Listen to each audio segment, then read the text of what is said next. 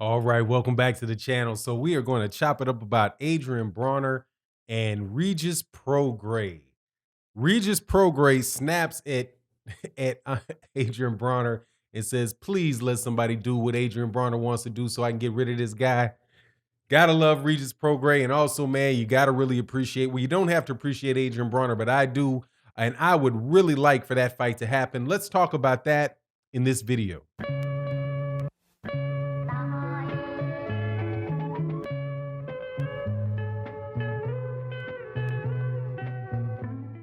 All right, welcome back, welcome back, welcome back. So, full disclosure, I am a fan of both Adrien Broner and a fan of Regis Prograis for different reasons.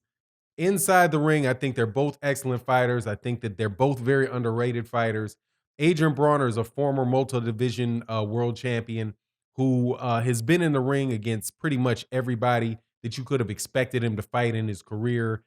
He went from being a really dominant 135 pounder to having difficulties with guys that were, that are larger than him in the higher weight classes. But still, man, I really appreciate Adrien Broner. If not for the fact that he's a great fighter, because he's a very, very good fighter. I wouldn't put him up there in the great fighter land, but he really does demonstrate something, a characteristic that a lot of fighters aren't showing these days, and that is he is really and truly willing to fight anybody and everybody. And he gives everybody good fights, but it just happens to be that, he's just consistently been overmatched over the last few years and really hasn't been able to pull out the wins. And I don't think that there's a lot of people that are feeling sorry for Adrien Broner because of the stuff that goes on outside the ring. But personally, as somebody that sits around and waits for big fights to happen, on a regular basis, and the fights either don't happen or they take a very long time to take place, I have a real appreciation for Adrien Broner and the fact that, he'll jump out there and fight a Sean Porter. He'll fight a Mikey Garcia. He'll fight a Marcos Maidana, right? And he does it. And, yeah, he talks his stuff before the fight and after the fight, but at the end, but the most important thing is he gets in the ring with those guys. Now, his last fight that he had was a pay-per-view show against Manny Pacquiao, and it was one where he made a lot of money. He had some things that happened outside of the ring that more than likely cost him a lot of money. But he says that the only way that he's going to get into a ring another time is if somebody comes up off 10 million for him to fight, and then he's ready to go. Now, Regis Prograis responded to that. Now, Regis Prograis, I'm sure you guys know, but I got to give the background on Regis. Regis is a former 140-pound WBA champion, somebody that I really think very highly of as well. He's a um shorter fighter, a come forward type of fighter that can be slick in box when he wants to, but for the most part, man, he's just somebody that is coming in there, slipping punches, really laying into the body, looking for the knockout. Just a very, very heavy-handed 140-pound fighter who lost his belt in his last fight to Josh Taylor. Now, I don't care what y'all say, I'm going to continue to say it. That fight was very close between Josh Taylor and Regis Prograis. And in my opinion, the reason he lost that fight had as much to do with where the fight was as what actually happened in the ring. Because if you go by the scorecards, and I truly believe that Regis Prograis won that 12th round, if one of those refs would have given that 12th round to Regis Prograis, the fight would have been a draw. But as it was, it winds up being a decision win for Josh Taylor. That, to me, I like Regis Prograis for doing that fight for the same reason that I like Adrien Broner, that he was willing to go over there to the UK and he was in this World Boxing Series, the World Boxing Super Series, and fight basically in Josh Taylor's hometown or his home country, and go over all the way overseas to do that, which put him at a significant disadvantage in that fight. So then you also have a fight that he's supposed to be fighting with Maurice Hooker. Maurice Hooker, which just fell through. Maurice Hooker was supposed to fight him at 143 pounds. Then Maurice Hooker asked to move up to 145 pounds and pretty much have a 140-pound fight at 147. Regis Prograis was cool with the weight up to 43 pounds. but he wasn't willing to go to 145. So Maurice Hooker pulls out of the fight. What I think is just some, I thought was gamesmanship, straight up, because I don't think because Regis Prograis is about to beat Maurice Hooker.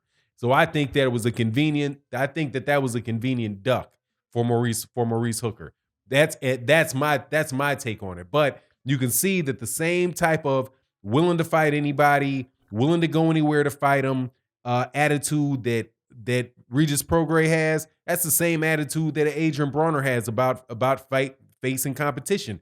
So even though one guy is a lot more acts like he's got a little more sense in Regis Prograis, and one guy, Adrien Broner, is known for doing a bunch of loudmouth kind of crazy stuff, which always attracts attention to him. But at the heart of the matter, they're both warriors, straight up. Like Adrien Broner has fought better competition than Terrence Crawford has. Adrien Broner has fought guys that by the way, Adrien Broner is a bigger draw than Terrence Crawford.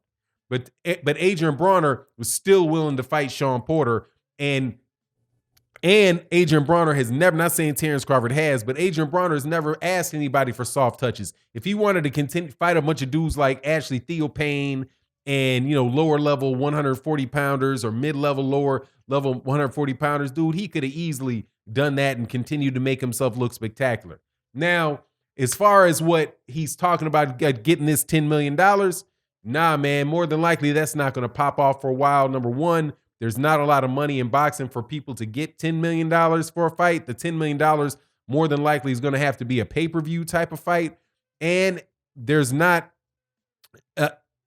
I'm not sure who at 140 pounds could get Adrien Broner that type of money. Adrien Broner, in order to get that side, the payday that he would want, would have to be against maybe an Errol Spence Jr., maybe if he did take a Terrence Crawford fight in a pay-per-view, because honestly, that really would be a fight that would generate that type of interest. Because not because of Terrence Crawford either, but because of Adrien Broner and Adrien Broner's mouth. So the $10 million that he's asking for, I think that's, I don't know where he's going to be able to find it. But Regis Prograis, interestingly enough, he says, look, man, somebody give me this $10 million so I can end this dude. Now, if you recall, this fight between Adrien Broner and Regis Prograis was being talked about before the before the fight between Regis Prograis and Josh Taylor. And because they were talking about the World Boxing Super Series, they were having problems with money or something like that. And, there were a lot of questions about, whether or not they were going to be able to pay the purses. And so between that time that was a problem and the time that they worked it out, Adrien Broner and Regis Prograis started talking to each other about, going back and forth about making a fight, man. Now, as far as what would happen in that fight, I would love to see that fight. And I don't think that it would be an easy fight for either guy. I think that it might be a little more evenly matched than some people say. Now, obviously, I would give the advantage to Regis Prograis in that fight, but at 140 pounds, I'm not going to say that that's a foregone conclusion that he would pull that out, that he would pull that off of Adrien Broner. I think Adrien Broner is a better fighter than people give him credit for, and Regis Prograis' style, you don't know. He could get in the ring and be able to really land a long, hard jab on Regis Prograis, keep him on the outside, and maybe gets a decision win. Now, my personal belief is that that is not going to happen. The Regis Prograis is going to maul. Regis Prograis is going to maul Adrien Broner on the inside, and Adrien Broner at a certain point in time, man, his hands are going to be home and stay home, the way he kind of covers up or whatever.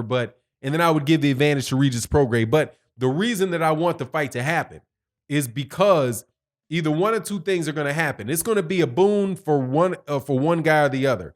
If Regis Prograis can beat Adrien Broner, then maybe Regis Prograis will stop having to be the journeyman that is going to fight other people at other places, having to go between, is he going to be fighting on, because right now he's like got that real free agent type of feel to him. Like he could fight on DAZN, he could fight on ESPN, he could fight, he could fight with the PBC, provided, I think his promoter is Lou DiBella. Is Lou DiBella his promoter? Somebody correct me if I'm wrong that Lou DiBella is his promoter. I know he's got a significant manager, but I think his promoter might be Ludabella. And Ludabella's had a little bit of a falling out with the PBC over some issues related to Deontay Wilder, DAZN, and that offer that was where he tried to arrange a meeting between Deontay Wilder, or he did arrange a meeting between Deontay Wilder and DAZN, and the rumor is that the PBC and those guys really didn't take too